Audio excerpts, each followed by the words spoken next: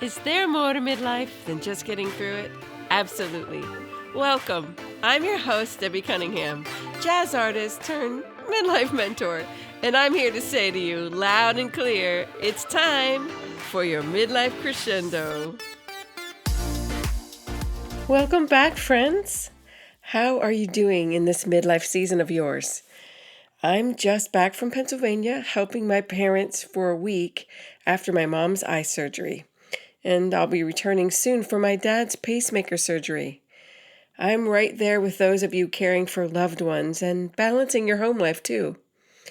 After I returned, my sweet husband was in a car accident that totaled one of our cars. It wasn't his fault. Another driver ended up in his lane and the crash was imminent. The car is toast, but I have my husband, and for that I am so thankful to God. Always an adventure and always something or someone to be thankful for. Today on the podcast, we are talking about 5 reflections that lead to new possibilities in midlife. It's a solo episode, so shorter, but definitely a conversation to have with yourself. So pour yourself a cup of coffee or tea and give yourself some space to think and dream with me today about the possibilities midlife brings for you. On with the show.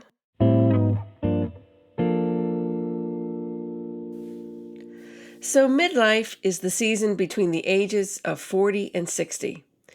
It is in these years that we seem to grapple with our identity, our value, our life choices. In other words, some call it a midlife crisis. However, I call it an opportunity for a midlife crescendo, if you will. Instead of a season of falling apart, why don't we frame it as a season for renewed exploration of passions and purpose for this season of life? Reflection is inevitable after 40. In order to know what's possible in the next season, we have to do a little evaluating of where we are at the moment. Typically, we reflect on these 5 things when we enter midlife. Number 1, our accomplishments, or lack thereof. These are often front of mind as we enter midlife. We think about what we've accomplished in the first half of our lives, where we currently are, and where we had hoped to be at this point. This can cause joy or despair, even discouragement if you have unrealized hopes and dreams. But don't despair. You have ample time to start again and reignite those dreams in this season. Number 2, our mortality. It emerges into view. Not something we talk about at 20, but we do start to think about what we still want to accomplish in the years we have left on earth. No one knows how long they'll live, but as we ponder our mortality, we realize that as the years are passing by, it's time to seize the day for living our best life. Number 3, our health. Our health definitely moves to the top of the priority list. First of all, we have menopause to deal with, so we have changing hormones and emotions and mindsets, and everything in our body seems to be shifting at once. It's like we're teenagers in midlife bodies. But often in our 40s, we also start to notice a decline in eyesight, energy, mental capacity, and perhaps mobility.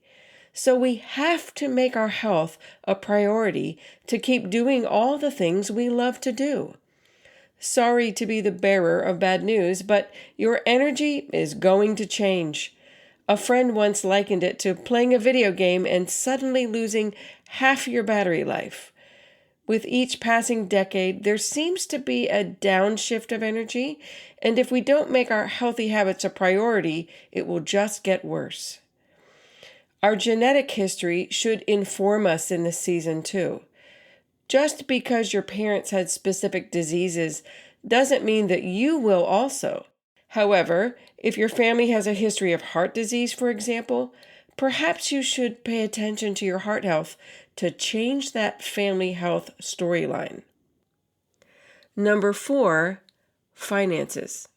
As we reflect on our finances, hopefully we have made some wise financial investments throughout the years and are saving for retirement by this point. But it's definitely something you need to begin if you haven't done it before age 40.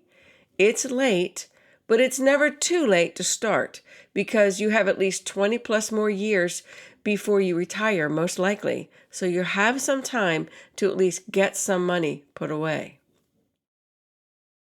Last and possibly the most important, number 5, reflections on our values. Beside menopause, the biggest shift in midlife seems to be our values. We freshly realize what we deem to be important, and the list seems to become quite clear. For most of us, family, relationships, and our health. This is not true for everyone, but often the career focus or climbing the corporate ladder in our 20s and 30s takes a backseat to the resurgence of our hopes and dreams and our quality of living and where we want to contribute in our 40s and 50s. What can we let go of, and what do we need to cultivate now in order to gain better quality of life that aligns with our changing values? Wherever you are in your midlife season, this is what begins to open the door for new possibilities for you. This is a season to prioritize yourself. Now, I'm not talking to the neglect of your family if you have one, but it's important that you start making time to evaluate what you need. Your body is either headed toward or passing through menopause in midlife. You need to attend to the changes of hormone imbalances in this season. We talked about that specifically in episode 7 and 8 of season 1 with Dr. Annika Becca. And you can go back and listen to that if that's what you are needing right now. If you don't have kids, have teenagers, or you are an empty nester, you will have much more time to consider what you want for yourself and for your life in this next season. Where do you want to invest your time other than trading hours for dollars? What's important to you? When I turned 40, I was a stay-at-home mom raising a 7-year-old and a 10-year-old. I was quite busy with family management. However, it was upon turning 40 that I began to realize and think about all the things I hadn't accomplished. So I decided to give myself permission to accomplish some of those goals and dreams that I had put on hold when I became a mom. By prioritizing those goals for myself, I became a jazz recording artist at the age of 41. So I was able to contribute music to the world around me. Sometimes the busyness of our younger years, building careers, paying the bills, managing homes or family life, fills our calendar so much that we forget to dream. Or by necessity, we put our dreams on hold. Our early years are filled with the tyranny of the urgent. But now is the time for you to shift into future mode. What do you want for your future? So I ask you this question. At the end of your life, will you regret not having given yourself permission to try something, pursue a dream you had for yourself? Do you have unfulfilled dreams and hopes that you'd like to consider? Do you wonder if you are too old to do a new thing, pivot to a new career, create a side business from a hobby that you love? I certainly thought I was too old or had missed the boat to fulfill my own aspirations of being a professional singer and musician at the age of 40. I mean, what was I thinking? I asked myself, what if I fail? What if I put in the time and the effort and I fail? But at that point, I thought, well, what else do I have to lose? If I try and fail, at least I tried, and I won't live with the whispers of what might have been. More importantly, what if you don't fail? What if you succeed? How would your life change now? Midlife affords us wisdom and perspective we didn't have when we were younger, and it offers us new freedom to pursue those things that we've put on hold. Maybe not exactly as we imagined in our 20s, but what version of that dream would be fulfilling at this stage of your life? What is still possible? What if I had never given myself a chance? Well, no one would be listening to my music on Spotify or iTunes or on the CDs, or dancing to my anniversary song on their anniversary. And my grandson wouldn't be able to say, "Let's play Gigi's Will You Dance song." But that's just me. Here are a few examples of people dreaming and succeeding in midlife that I thought you might find inspiring. Did you know Grandma Moses was 77 when she started painting? And when she died in 1961 at the age of 101, her paintings were sold for over $10,000. Now some are worth $1 million. But I mean, that was back in the 1950s and 60s. Think about that. She also wrote an autobiography after she started painting. Laura Ingalls Wilder was 65 when she published Little House on the Prairie. 65. Colonel Sanders was 40 when he started selling fried chicken in his Kentucky service station. But he didn't franchise until age 62. Vera Wang designed her first dress at age 40, and that was after she failed to get the editor-in-chief position at Vogue magazine. Duncan Hines, yes, that cake mix in your pantry, didn't start his culinary career until age 55. At age 49, Julia Child published her very first cookbook. Now, what if they hadn't taken a chance on themselves? Well, we wouldn't be eating KFC, or making Julia's recipes, or reading Little House on the Prairie, or buying Vera's clothing line, or having that very convenient cake mix in our pantry. And what will the world miss out on if you never give your aspirations a chance? So I ask you again, how would your life change now if you gave yourself permission to dream again? Think about it. Let those reflections open your eyes to what is still possible for you in midlife. You know, anything I've ever accomplished started with a thought that wouldn't go away, a dream, and then my actions to plan and fulfill that dream. Not only that first album at age 41, but a second one that I also wrote and produced. Later, a book, and the podcast you are listening to now. Never would I have thought that this little girl from a small town in Pennsylvania would have become a jazz recording artist, author, and speaker in my 40s and 50s. But I did. And if I can do it, you can do it too. And I want to help you do that.